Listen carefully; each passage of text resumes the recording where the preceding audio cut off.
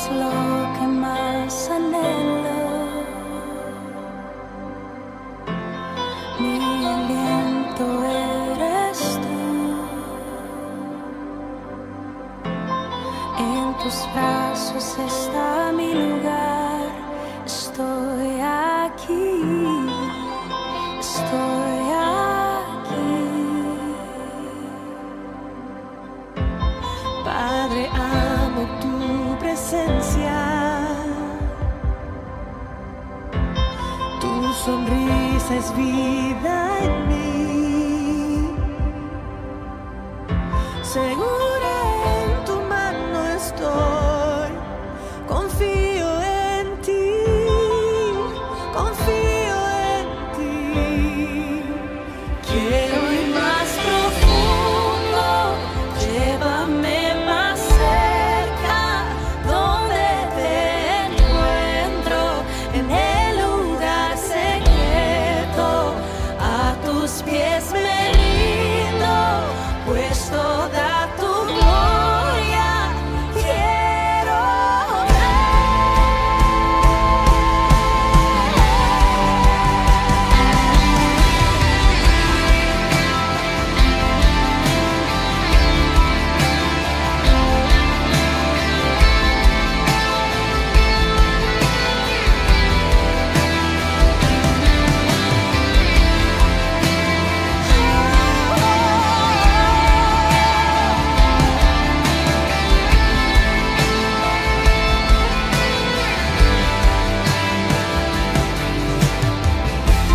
Padre, amo tu presencia.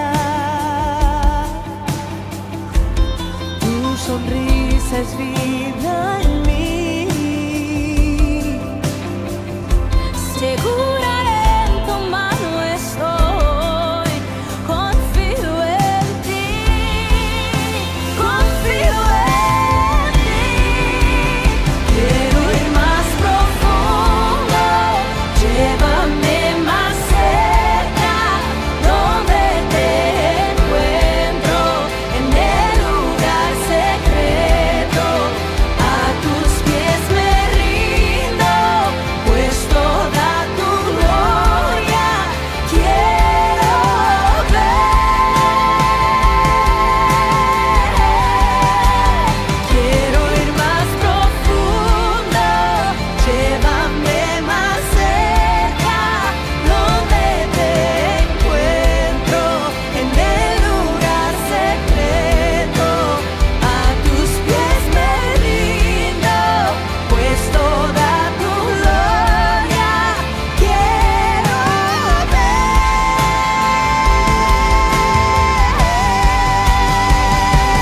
Solo quiero poderte ver.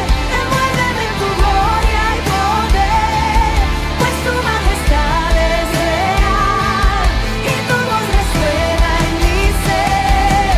Solo quiero poderte ver.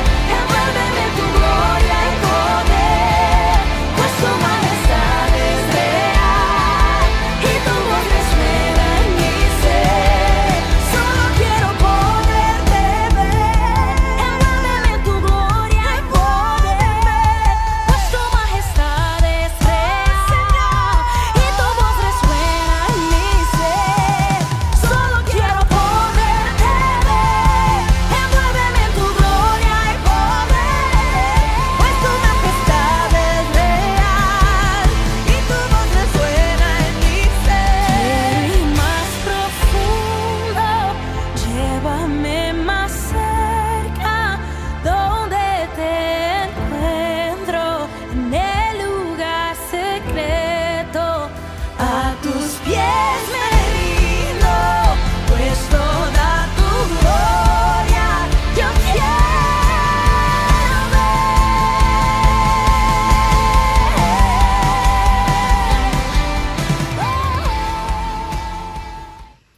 Dios te bendiga, mis amados hermanos, amigos. Qué alegría estar con ustedes otra vez compartiendo la bendita palabra de Dios en este nuevo año. Te invito a que abras la palabra de Dios al Evangelio según San Juan, capítulo 21. Y vamos a leer, aunque vamos a hacer referencia a toda la historia, Vamos a concentrarnos específicamente en los versos del 15 al 19. San Juan 21, 15 al 19. El tema es el poder restaurador de la resurrección. Y si te preguntas, pero pastor, ¿por qué hablar de la resurrección en el nuevo año? Es porque el poder de la resurrección está disponible para nosotros 365 días y un cuarto cada año. Y no solamente eso, estamos entrando en el conteo progresivo hacia el 2033, el 2000 aniversario de la muerte y de la resurrección de nuestro Señor Jesucristo. Así que quería en este primer mes del año tocar base con el bendito poder de la resurrección de Jesús. Vamos a leerlo. Dice así la palabra de nuestro Dios. Cuando hubieron comido, Jesús dijo a Simón: Simón, hijo de Jonás, ¿me amas más que estos? Le respondió: sí, Señor, tú sabes que te amo. Él le dijo: apacienta mis corderos. Volvió a decirle la segunda vez: Simón, hijo de Jonás, ¿me amas? Pedro le respondió: sí, Señor, tú sabes que te amo. Le dijo: pastorea mis ovejas. Le dijo la tercera vez: Simón, hijo de Jonás, ¿me amas? Pedro se entristeció de que le dijese la tercera vez: ¿me amas? Y le respondió: Señor, tú lo sabes todo, tú sabes que te amo. Jesús le dijo: apacienta mis ovejas. Dios bendiga su palabra. Vamos a orar. Padre amado, qué preciosa oportunidad de acercarnos confiadamente al trono de tu gracia y acercarnos a tu palabra que es viva y tiene poder y que puede ministrarnos en nuestra más profunda necesidad. Saber que tú eres la palabra de vida, amado Jesús. Y te pedimos que en esta preciosa oportunidad tú traigas tu palabra y traigas nuevos brillos, nueva vida a los corazones nuestros. Enciende o vuelve a encender la llama de la fe en nuestros corazones. Y si ya está encendida, acreciéntala. Señor, para tener una visión más clara de quién eres tú y de lo que nosotros somos en ti, en Cristo Jesús, y de la voluntad tuya para nuestras vidas. Te pedimos que nos hable por medio del poder de tu Espíritu y que tú, Padre amado, te lleves toda la gloria, la honra y el poder por el fruto que tu palabra traiga a los corazones de tus hijos. Anhelamos tu presencia, oh Dios, en Cristo Jesús. Amén. Amén, amén. Hace unos años atrás, un joven se paró al lado de un zafacón en el metro, el subway de una ciudad populosa y sacó su instrumento de música, como suelen hacer aquí los músicos en Nueva York muchas veces. Puso un pequeño recipiente para que echaran las monedas, sacó su violín y se puso a tocar. Por supuesto, lo hizo en la hora que nosotros llamamos la hora del trancón, la hora del rush mañanero, matutino, cuando toda la gente está corriendo sus trabajos. Y él empezó a tocar algunas de las piezas más complicadas tocadas jamás por algún violinista. La gente, algunos le prestaron atención, otros siguieron caminando como si totalmente lo ignoraron. De vez en cuando algunos se pararon y algunos también se detuvieron lo suficiente para poner algunas monedas, unos dólares en el lugar del recipiente. Lo que nadie sabía, o por lo menos no le reconocieron, es que no era un ordinario músico, aunque estaba vestido de manera ordinaria. Era el afamado Joshua Bell, posiblemente el mejor o uno de los mejores violinistas del mundo. Él estaba ya con un violín Stradivarius que costaba $3.5 millones.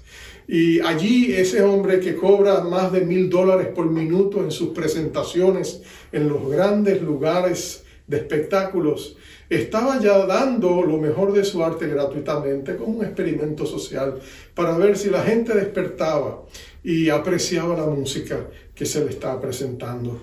Pero la mayoría de la gente no apreció lo que tenía allí. Y muchas veces nosotros pensamos en estos humildes pescadores que caminaron con Jesús. El mundo los miraba y no estaba impresionado con ellos. Los miraba como gente iletrados y del vulgo, le llamaban los líderes de la crema religiosa judía en Jerusalén. Los miraban con menosprecio, los miraban un desdén que no se puede explicar. Y sin embargo, ellos llegaron a ser los grandes apóstoles de los cuales hoy hablamos y todavía nombramos a nuestros hijos con sus nombres. Pero el momento histórico de esta escena es maravillosa. Si tú recuerdas, Jesús ha resucitado entre los muertos y en par de ocasiones se presentó ante los discípulos en el aposento alto. Y allí les dijo paz a vosotros, les recordó la misión que él tenía para ellos y les llenó de extraordinario gozo al darse cuenta que su amado Señor estaba vivo. Pero ahora de pronto él les dio un mandato, les dijo vayan a Galilea, a un monte específico, esperen allí porque allí nos vamos a encontrar. Pero no es allí donde esta escena toma lugar. Es todo lo contrario, no está en la montaña, está en el valle del mar de Galilea. Allí Pedro ha decidido salir a pescar. Pedro ha tomado a algunos de sus amigos, o mejor dicho, quizás sus amigos le acompañaron, y se subieron al bote con él, por lo menos 7 de los discípulos de Jesús, de los apóstoles que eran pescadores. Y en el capítulo 21, en el verso 12, nos nombra que estaba, además de Pedro, estaba Tomás, estaba Natanael, el de Caná, estaban los hijos de Zebedeo, Juan y Santiago, y 2 discípulos más cuyos nombres no se dan. Pero ellos están con Pedro porque Pedro necesita su compañía. De hecho, Pedro no ha sido el mismo desde los eventos de Semana Santa. Desde que él negó al Señor 3 veces, él no ha sido el mismo. Pedro realmente está entristecido, Pedro está mermado, en cierta medida él está disminuido. Y es en ese momento donde sus compañeros salen a pescar con él. Y Pedro pasa toda la noche pescando infructuosamente. Pasaron toda la noche y si estaban desanimados, eso no les animó en nada. Fracasaron rotundamente. En la mañana siguiente, con los primeros rayos de la aurora, ellos deciden regresarse a la costa. Y es cuando van llegando, después de haber reunido sus redes, y van llegando para empezar el proceso de limpieza de las redes, cuando de pronto escuchan a alguien que les habla desde la orilla, un extraño, que les dice, la voz de aquella figura solitaria en la playa les dice, hijitos. La expresión significa como muchachos, tienen algo de comer, en otras palabras, han pescado algo, traen algo que podamos comer. Y por supuesto, casi a coro, todos le dicen no, y posiblemente no con el mejor ánimo. Entonces se van acercando y mientras ellos siguen allí en el bote, pero acercándose, aquella figura les dice, echen la red al otro lado del bote, y porque van a conseguir algo.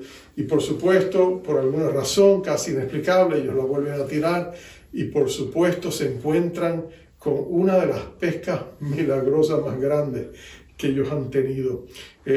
Juan lo va a describir como la red casi se rompía, 153 peces grandes.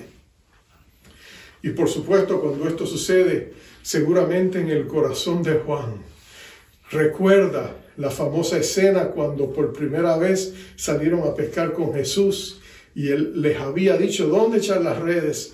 Y aquella primera pesca milagrosa realmente había impactado a Pedro y a todos ellos al ver la mano milagrosa de Dios. Y por supuesto Juan dice, es el Señor. E inmediatamente Pedro reacciona como si tuviera un resorte. Él salta, pero él se ha quitado la camisa durante el tiempo de pesca. Ahora se la pone para tirarse al agua. Y por supuesto él viene corriendo. Viene nadando, caminando hacia la orilla, porque sabe que es el Señor Jesús. Y por supuesto sabemos que Pedro, hay cosas en su corazón que todavía no se han definido. Hay cosas en el corazón de Pedro que necesitan resolución. Así que Pedro arrastra aquella pesada red de peces casi él solo, casi como para demostrarle a Jesús, yo todavía te sirvo para algo. Y allí llega él. Lo cierto es que Pedro ya no era el Pedro que todos habían conocido. Algo se había apagado en él. Algo de pronto lo hacía verse pensativo. Los discípulos lo veían ensimismado, triste. No había el brillo que antes había en sus ojos. aquel liderazgo que se le salía por los poros, de pronto ya no estaba allí. Quizás un poco huraño, quizás un poco irascible. Los discípulos lo miraban con preocupación. Y es que Pedro aún no se ha levantado de su fracaso. Si tú recuerdas aquella noche en que el Señor fue entregado, Pedro sacó una espada y le tumbó la oreja a Malcus, el siervo del sumo sacerdote que había ido con la turba que habían ido a arrestar a Jesús. Y tú sabes que Jesús lo sanó, por supuesto, pero reprendió a Pedro y luego Pedro huyó por su vida. Él trató más tarde de seguir a Jesús como un encubierto, pero cuando fue confrontado 3 veces, él negó a Jesús esas 3 veces. Y por supuesto, cuando escuchó el cantío del gallo, él sintió la amargura del fracaso y de haberle fallado a su Señor. Así que Pedro, por supuesto, llora amargamente. Y desde ese entonces Pedro no se ha recuperado. Hablemos un poco más profundamente del Pedro de antes, porque este es el Pedro, estamos en un presente, pero el Pedro de antes es una imagen pálida del Pedro que ahora encontramos aquí. El Pedro de antes es una de las figuras más eminentes de los evangelios. Después de Jesús, nadie es citado más que Pedro en los evangelios. Sus palabras, sus acciones, él es un hombre que aunque es impulsivo, es de acción decisiva. Es un hombre que actúa, a veces después piensa, pero Pedro es un hombre que está seguro de sí mismo. Es un hombre de fuerte temperamento. Es un hombre que en muchas ocasiones era mal hablado. Era una persona que no tenía problema en soltar el lenguaje y que a veces muchos pescadores lo miraban a él hasta con cierta envidia porque era un pescador exitoso. Había entrado en sociedad con Juan y Santiago, los hijos de Zebedeo. Es posible que los padres de Pedro y Juan y Santiago hubiesen sido amigos, porque lo más probable es que el padre de Pedro fue pescador y el abuelo. Él seguía una larga línea generacional de pescadores en el mar de Galilea junto a su hermano Andrés. Él había estado allí llevando una vida tranquila en cierta medida, cuando de pronto aparece Jesús y cautiva su corazón. Al principio Pedro lo resiste, lo evita. Pedro ve algo atractivo en Jesús. Está intrigado por la personalidad carismática que sale por los poros de este humilde carpintero de Nazaret, pero también le teme. Pedro sabe que este hombre es santo y él no lo es, así que él lo evita hasta que Jesús mueve las circunstancias y van a los hilos de las situaciones hasta aquel encuentro en aquel bote cuando él salió a pescar con Jesús. Y ante aquella pesca milagrosa, él cae postrado ante los pies de Jesús, ¿te acuerdas? Y le dice a Jesús: Señor, apártate de mí, soy hombre pecador. Y Jesús le dio una gran promesa, le dijo: no te preocupes, Pedro, no temas, porque yo haré de ti un pescador de hombres. Y ahí Pedro queda cautivado y él camina el resto de su vida con Jesús, el resto de ese tiempo que Jesús estuvo con ellos. Pedro hace grandes sacrificios, él abandona su práctica, su trabajo, su profesión, pone a su familia en alto y él se dedica a caminar y a seguir a Jesús en su ministerio itinerante. Donde quiera que va Jesús, allí está Pedro. Pedro se sigue enamorando de Jesús. Hay un gran sentido de compromiso en la parte de Pedro y hay un gran sentido de en cierta medida, fervencia y entusiasmo de él hacia Jesús. Hay un alto compromiso, él está dispuesto a todo. Y por supuesto, Pedro es una persona muy segura de sí mismo. De hecho, su sentido de confianza en sí mismo raya o se pasa al lado de la arrogancia. Y tú puedes entender por qué. Pedro era un experto pescador. Él conocía el mar de Galilea como la palma de su mano. Él sabía las esquinas y los recovecos. Él sabía dónde pescar, qué hacer. Él era un experto náutico del mar de Galilea. Su confianza se fortalecía en su éxito. Tenía una sociedad con Santiago y Juan y conexiones a través de ellos hasta con el sumo sacerdote en un negocio que sin duda era algo muy lucrativo. Pero por supuesto nosotros sabemos que después de su caída, aquella arrogancia, aquel sentido de autosuficiencia de Pedro se ha desinflado completamente. El Pedro que le había dicho a Jesús, aunque todos los demás te nieguen, yo nunca te abandonaré, ahora se encuentra de que no solamente él le abandonó, él falló peor que los demás discípulos, posiblemente con la excepción de Judas, ¿no es cierto? Así que Pedro está totalmente desinflado y él se pregunta en su inseguridad si Dios podría todavía usarle. Él siente la carga pesada del fracaso. Él lleva en su corazón la vergüenza de haberle fallado a Dios. Él sabe que él, en el momento más importante de la vida de Jesús, cuando más lo necesitaba, Pedro le falló como Jesús lo había pronosticado. Y ahora encontramos el Pedro de ahora. Vimos el Pedro de antes, ahora vemos el Pedro de ahora. Y este es un Pedro que ha caído del propio pedestal en que él se había subido. Es un Pedro que ahora siente que su vida está indefinida en cuanto al futuro. Jesús se encontró con ellos, él se alegró de la resurrección de nuestro Señor, fue empoderado, regocijado por la buena noticia. Pero ahora que han pasado unos días y Jesús, después de aquellas 2 primeras apariciones, no ha vuelto a aparecerse, Pedro ha quedado a solas con su conciencia, con su vergüenza y con su dolor. Y el enemigo ha tenido un día al campo con la conciencia de Pedro.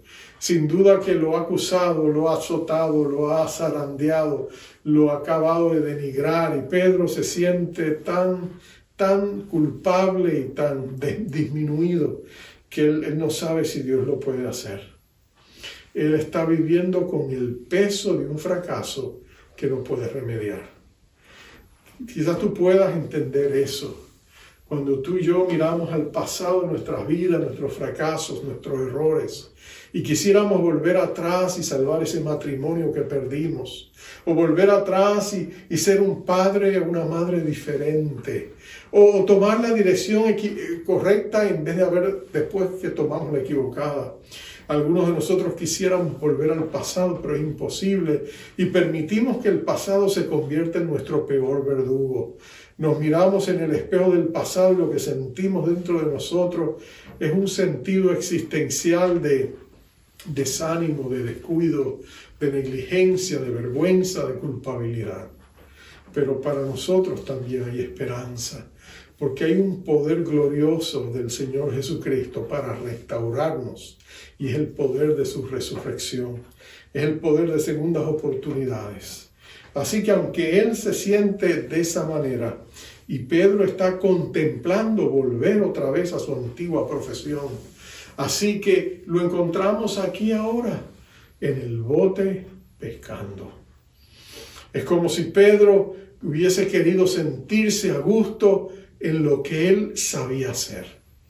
Como si él quisiera volver al pasado y volver a encontrar aquel pequeño nicho para volverse a esconder y sentirse realizado. El problema es que después que tú has gustado la gracia de Dios y has tenido ese encuentro con Jesús, volver al pasado no tiene el mismo sabor. Las cosas que antes te daban placer ahora te parecen aborrecibles. No queremos volver atrás porque nada del pasado nos satisface. Es como cuando tú regresas a tu ciudad o a tu pueblito y vas a la plaza principal, y si la viste desde niño parecía tan inmensa, tan gigante. Mirabas el edificio del gobierno municipal y la iglesia y te sentías pequeño ante esos grandes edificios, pero ya creciste, ya saliste, has estado en otros lugares, has visto edificios más altos, has visto cosas que te han impresionado más, y cuando regresas a casa, al lar querido, lo aprecias, lo disfrutas. Hay un dejo de nostalgia, pero tú sabes muy bien que no hay lugar para tú volver a regresar. Las cosas han pasado, el agua ha seguido su curso en el río inagotable, indetenible de la vida, y de pronto tú sabes que tu lugar está en otro lugar, y tu corazón está donde Dios lo ha puesto. Eso le pasa a Pedro. Él ha fracasado en ese día de pesca y ha recordado sin duda alguna de que las cosas ya no serán las mismas. Hasta que él ve a aquel hombre en la costa que les dice, echen la red al lado derecho. Y cuando surge aquella gran pesca y escucha la voz de el discípulo que Jesús amaba, Juan, que le dice, es el Señor, Pedro vuelve otra vez a dejarlo todo atrás. Vuelve a dejar atrás el mar de Galilea y vuelve a enfocarse a lo que está delante. Y Pedro viene tratando de impresionar a Jesús con aquella pesada red a sus espaldas, tratando de mostrarle que todavía él puede serle útil en alguna capacidad. Quizás no las altas y elevadas expectativas pasadas, pero de alguna manera él quiere sentirse conectado con Jesús. Él ama a Jesús, no te equivoques. El problema de Pedro es que Pedro, la vergüenza y la culpabilidad no le permiten ver con claridad y percibir con claridad el amor de Jesús. Sus sentidos y sus receptores emocionales han sido atrofiados por su pecado y ahora él necesita restauración. Así que Jesús se acerca a ellos y Jesús le va a manifestar a Pedro el poder de su resurrección. Cuando nosotros hablamos del poder de la resurrección, lo que estamos diciendo es que la resurrección tuvo un efecto trascendental en la vida de Jesús a favor de sus discípulos. En otras palabras, que la tumba vacía representó un triunfo de tal magnitud y tuvo tales repercusiones espirituales en el cielo y en la tierra, que ahora el Cristo exaltado que está a la diestra del Padre tiene prerrogativas, beneficios, poderes que Él desea darnos a nosotros, su iglesia, para que nosotros podamos cumplir con nuestro llamado. Pero ese mismo poder que levantó a Cristo entre los muertos, primero tiene que hacer una obra en nosotros. Tenía que hacerlo en el corazón de Pedro. Más tarde, años después, cuando él había sido restaurado y había visto el poder de la resurrección de Cristo, él escribiría en su primera carta y diría que él había renacido a una esperanza viva por medio de la resurrección de Jesucristo. Pablo mismo escribiría del poder de la resurrección y diría que representaba el poder de la resurrección, la supereminente grandeza del poder divino. En otras palabras, era símbolo de la omnipotencia de Dios y que Dios la había puesto en nosotros los creyentes a través del Cristo morador que mora en nosotros, para entonces capacitarnos, dirigirnos y empoderarnos para vivir la vida que Dios quiere que vivamos y cumplir la misión y la tarea que Él nos ha dado. No en nuestras propias fuerzas, sino por un poder sobrenatural que pertenece a Cristo y que la Biblia le llama el poder de su resurrección, que actúa poderosamente en nosotros. Así que aquí está Cristo, Él está con Pedro y comen. Cristo les ha preparado un desayuno exquisito. Ellos se sientan y suculentamente disfrutan la comida de Jesús. Sin embargo, hay silencio. Y de pronto, cuando han terminado de comer, Jesús llama a Pedro aparte, probablemente. Comienza esta breve discusión, o esta breve conversación, debo decir, que Él tiene con Pedro. Es interesante que Jesús comienza preguntándole a Pedro, Pedro, ¿tú me amas? La pregunta es significativa. Tú me amas. Pedro quiere mostrarle al Señor Jesucristo que Él le ama. Es interesante que Jesús comienza con el corazón. No se va al pasado, a eventos pasados. Jesucristo no se va a tratar de explicar o decirle a Pedro por qué falló, por qué fracasó. No, Jesús sencillamente va al corazón de Pedro y le hace una pregunta significativa. Le dice, Pedro, tú me amas. Y tú quizás te preguntas, ¿por qué Jesús empieza con el corazón? ¿Por qué Jesús le pregunta a Pedro si le ama? Pero cuando tú miras la Escritura se hace claro. El mandamiento más grande jamás dado al hombre, el mandamiento que Jesús llamó el más grande de todos, es el mandamiento que dice, amarás a Jehová tu Dios con todo tu corazón, con toda tu alma, con toda tu mente y con todas tus fuerzas. Y la segunda parte, amarás al prójimo como a ti mismo. Pero el mandamiento más grande, y es el que todos quebrantamos, es el mandamiento de amar a Dios. La pregunta va a tenor de esta realidad. Para Jesucristo lo más importante es cómo amamos. Cuando nosotros vayamos al cielo, Jesús no va a estar impresionado por nuestros éxitos o nuestras posesiones o qué hicimos o qué no dejamos de hacer. Él lo que va a querer saber es cómo amamos. Fuimos canales a través del cual su amor se manifestó a otros. ¿Pudimos nosotros disfrutar el amor de Dios? ¿Pudimos nosotros representarlo como embajadores de ese amor? Es interesante que al lado de Pedro hay un otro discípulo que se llama Juan. Y Juan solo quiere ser recordado, y lo único que él aspira y menciona en este evangelio glorioso acerca de sí mismo es que él era el discípulo que Jesús amaba. Para él no hay nada más precioso que ser recordado, reconocido, que testificar al hecho de que Jesús le amaba. Para él era maravilloso sentirse amado por Jesús. Él no quería ser recordado por cuánto él amó a Jesús, él quería ser recordado como aquel que Jesús amaba. Pero tú y yo sabemos que Jesús amaba a todos los discípulos, porque Jesús mismo les dijo: amaos unos a otros como yo os he amado. Y cada uno de estos discípulos personalmente podía testificar al hecho de haberse sentido objeto del amor de Cristo. Porque el Padre y Jesús nos aman a todos con la misma plena intensidad con que solo Dios sabe amar. El omnipotente Dios solo sabe amar con intensa plenitud de su corazón. No podemos esperar nada menos de Él. Es la única manera en que Dios ama. Dios ama como Dios ama. Tú y yo amamos imperfectamente como tú y yo amamos. Pero Dios ama de una manera perfecta, continua, total, absoluta, siempre 100% de su capacidad. Algo menos que eso haría que Dios dejara de ser Dios. Así que Dios te ama con intensa plenitud y Dios desea que tú lo ames de la misma manera. Yo te amo con todo mi corazón, ámame con todo tu corazón, es lo que Dios nos dice. De tal manera nos amó Dios que Dios ha dado la vida de su único Hijo, su Hijo unigénito, para que todo aquel que en Él crea no se pierda, mas tenga vida eterna en el amor de Dios, para ser amado por Dios por la eternidad, con el amor alto y sublime con que nuestro Padre ama. Eso es lo que Jesús le está diciendo a Pedro. Ahora, Jesús usa una palabra en el griego, viene de la raíz de la palabra ágape, del verbo ágape, que significa amor, pero que en la Biblia se usa para referirse exclusivamente a la calidad del amor de Dios. En otras palabras, cuando hablas de amor ágape, viene de Dios.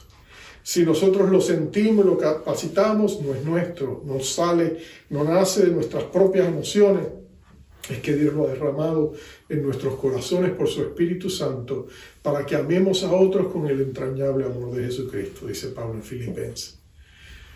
Entonces Jesús le preguntó: ¿tú me amas? Y Pedro le contesta de una manera diferente. Él no usa esa misma raíz de ágape, él usa la palabra fileo. La raíz de esta palabra habla del amor de la amistad.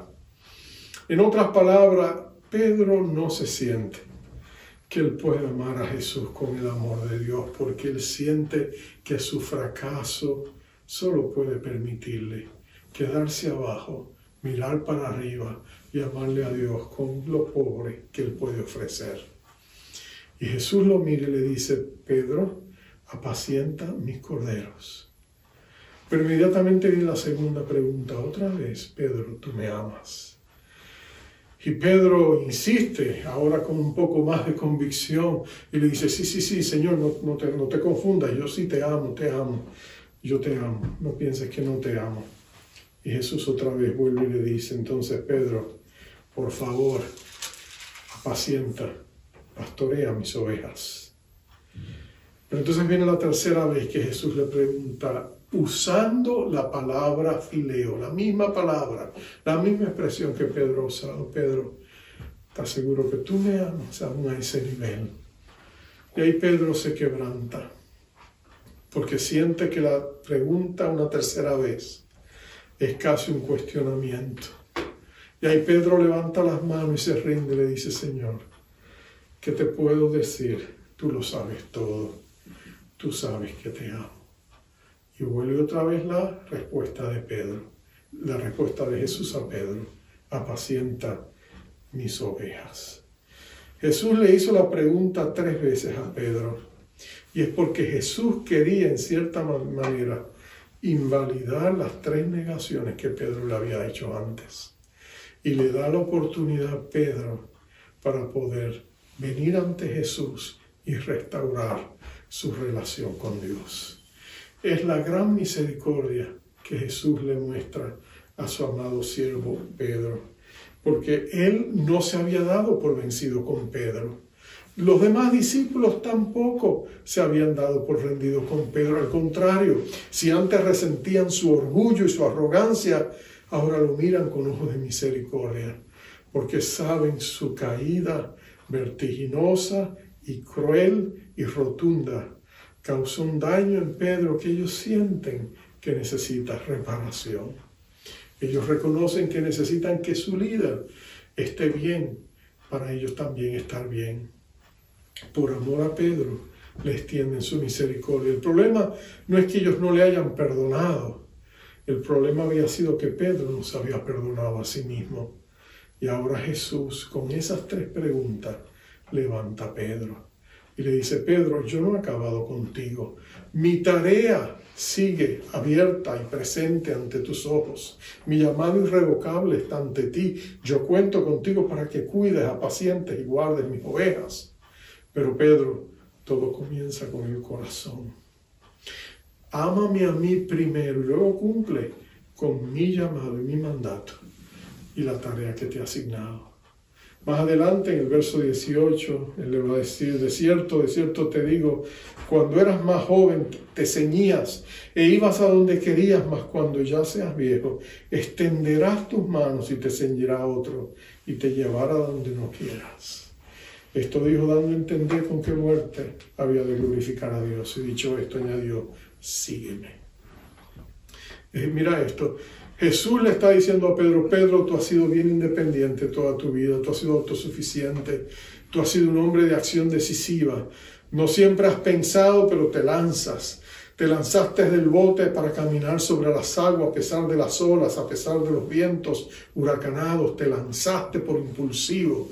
Eres como el que se tira de un avión y después dice dónde está el paracaídas. Pero Pedro tiene esa impulsividad que en cierta medida lo hace intrépido, audaz y muchas veces errado. Pero nota que Jesús no se ha dado por vencido con él. Jesús le está diciendo: Pedro, yo no he acabado contigo, es más. Y le hace alusión a esta expresión de que un día a él le extenderían las manos y lo ceñirían. Y esa expresión es una alusión a la cruz. Jesús le está diciendo a Pedro: Pedro, el día llegará en que tú serás crucificado. Y es precisamente la manera en que Pedro va a morir en Roma. Él va a ser crucificado, pero Pedro en su humildad, contrario al Pedro de antes y aún al Pedro de esos instantes, el Pedro restaurado, va a decir: sí, pero cuélguenme cabeza abajo porque no soy digno de morir como murió mi Señor. Y por supuesto, Pedro termina su carrera de una manera gloriosa en obediencia a Dios. Pero antes de eso, cuando tú miras la vida estelar de Pedro, desde el aposento alto hasta el día de su muerte, tú vas a ver una vida poderosa, una vida efectiva, una vida fructuosa, una vida llena de fruto en el Señor, porque Pedro va a descubrir el poder glorioso de la resurrección de Cristo. El poder del Espíritu Santo para perdonarle, para restaurarle y para empoderarle, para trabajar con Cristo y cumplir su misión. Nosotros estamos frente al gran desafío del 2023. Y no te equivoques, los pronósticos humanos no son buenos. Ellos dicen que será un año de profundas calamidades económicas. Bueno, no te voy a seguir repitiendo, Tú conoces los vaticinios de los medios noticiosos y tienen, y tienen en cierta medida la semilla de la verdad. Vienen tiempos difíciles en todas partes, pero no tienen que ser difíciles para la iglesia de Cristo. Cuando tiempos de oscuridad llegan a nuestras puertas, es cuando Dios desea que nosotros brillemos con más intensa plenitud. En el libro de Isaías, mira lo que dice el escritor de Isaías. Él dice en Isaías 60, verso 1, levántate, resplandece, porque ha venido tu luz y la gloria de Jehová ha nacido sobre ti. Porque aquí que tinieblas cubrirán la tierra y oscuridad las naciones, mas sobre ti amanecerá Jehová y sobre ti será vista su gloria. En otras palabras, la iglesia no tiene que ir al paso del mundo. La economía del mundo no es la economía de Dios. Nosotros seremos sacudidos como el mundo será sacudido, pero ten la convicción de que el buen pastor estará con nosotros. Nada nos faltará. Dios caminará con nosotros, nos sustentará, nos fortalecerá y veremos su gloria, porque Dios es bueno y para siempre es su misericordia. Los discípulos enfrentarían grandes desafíos, correrían grandes peligros, pero la presencia manifiesta de Jesucristo estaría con ellos. Y al fin y al cabo, su fe prevalecería sobre un mundo perdido, pródigo y pecador. Tú tienes la misma promesa. Lo que tú y yo tenemos que hacer es conectarnos al Señor, buscar su rostro, abrir las puertas de nuestro corazón para que la gloria de Dios descienda a nuestras vidas y nos transforme, y nuestros hogares y nuestras familias, que saque de nosotros el temor y la ansiedad que está reinando en los corazones de tantas personas. Pero la respuesta y el antídoto a eso es la presencia de un Dios que prometió estar con nosotros todos los días hasta el fin del mundo. En este día, agárrate del Señor.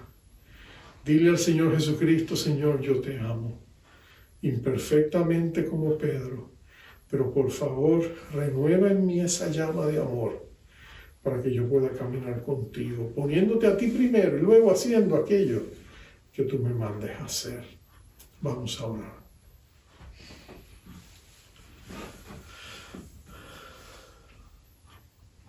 Padre, gracias por Pedro. Gracias por la vida de un hombre que en muchos sentidos fue un gran hombre, a pesar de sus grandes defectos. Fue un hombre de un gran compromiso, un hombre de una devoción ferviente, un hombre que lo dejó todo por seguirte a ti, por caminar con Cristo. Un hombre que realmente creía que él podría vivir la vida que te agrade en tus propias fuerzas. Él no se percató de que te necesitamos a ti, amado Cristo, para agradarte a ti. Que tenemos que movernos de una vida de autosuficiencia a una vida de absoluta dependencia en ti. Una vida donde decimos: Señor, estoy en tus manos, como barro en las manos del alfarero. Moldéame a tu gusto, Señor. Te entrego mi corazón. Obra en mí. Señor, no quiero hacer mi voluntad, quiero hacer la tuya. Guíame, fortaléceme y bendíceme. Cuando tú te acercas a Dios con esa humildad, Dios la encuentra irresistible. Padre amado, tú conoces lo que hay en el corazón de mis hermanos. Llévale a una profunda rendición y entrega. Llévales a reconocer que te necesitamos. Lleva a tu iglesia a un momento donde nosotros podamos decir: Señor, crece tú en nosotros y enséñanos a menguar, a depender de la obra de tu Espíritu y no de nuestros propios recursos y aptitudes e ingenuidades. Señor, ayúdanos a entender que los recursos de tu Espíritu son más valiosos y efectivos que los recursos humanos, que aunque son útiles, Señor, sin ti en ellos, son solamente, Señor, herramientas que no van a dar el resultado eterno que tú deseas. Por lo tanto, Señor, aquí está nuestra vida. Ayúdanos a entender que nuestra mayor prioridad eres tú. Y que cuando nos acercamos a ti, como Pedro lo hizo, a pesar de nuestros defectos y pecados, tú nos abres los brazos y nos ayudas a crecer y a perfeccionar nuestro amor. Danos el deseo de Pablo cuando decía que su mayor ambición era conocer a Cristo y el poder de su resurrección. Ayúdanos a anhelar también ese glorioso poder sobrenatural que viene de ti. Y ayúdanos a morir a nosotros mismos para que la vida de Jesús se haga manifiesta en nosotros. Pero pedimos todo para tu gloria, en el nombre maravilloso y bendito de nuestro Rey Jesucristo. Él sea la gloria por los siglos de los siglos. Amén. Amén, amén. Amado hermano, te enviamos como siempre con el cariño y el mejor deseo de que Dios te bendiga. Y te damos la bendición sacerdotal de Números capítulo 6, cuando Dios dijo, así bendeciréis a mi pueblo. Jehová te bendiga, Jehová te guarde. Jehová haga resplandecer su rostro sobre ti y tenga de ti misericordia. Jehová alce sobre ti su rostro y ponga en ti paz. Bendiciones. Encontré agua que da vida, encontré agua que da vida, encontré. Es un manantial que sacia mi alma. Encontré pan de vida, encontré pan de vida, encontré y jamás seré igual.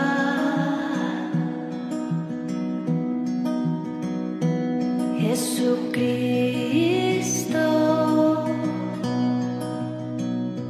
hoy me rindo. Solo tengo este corazón para darte mi adoración. Jesucristo, yo me inclino.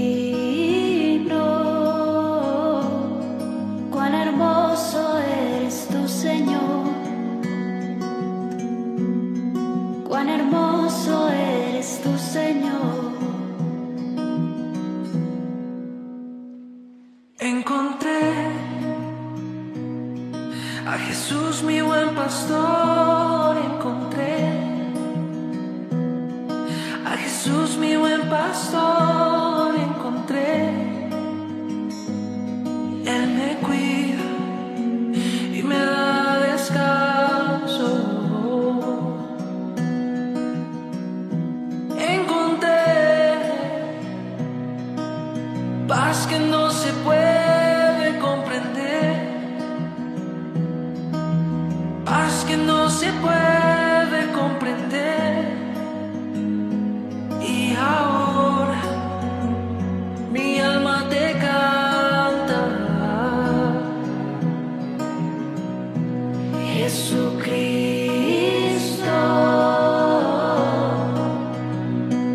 hoy me rindo. Solo tengo este corazón para darte mi adoración. Jesucristo,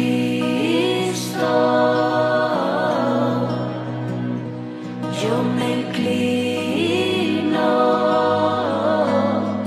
Cuán hermoso eres tú, Señor.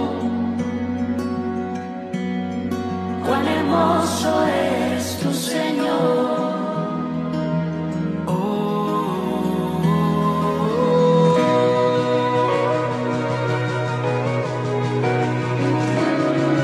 Cuán hermoso eres.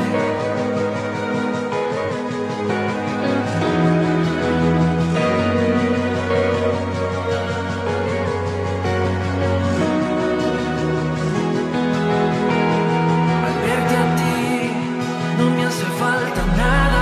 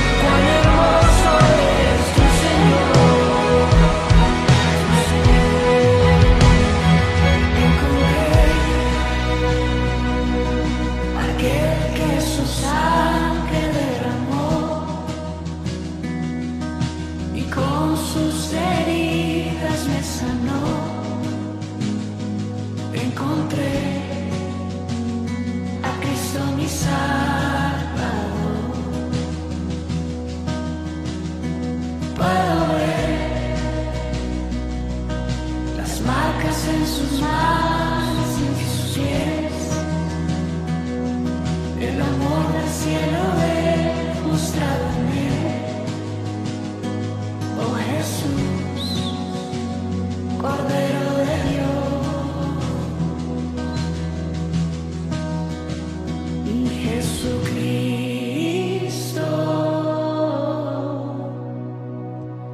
hoy me rindo.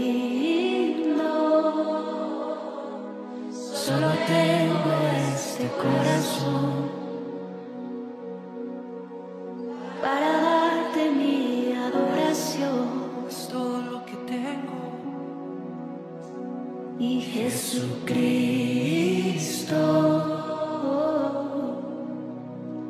yo me rindo. Cuán hermoso es tu Señor. Cuán hermoso es tu Señor.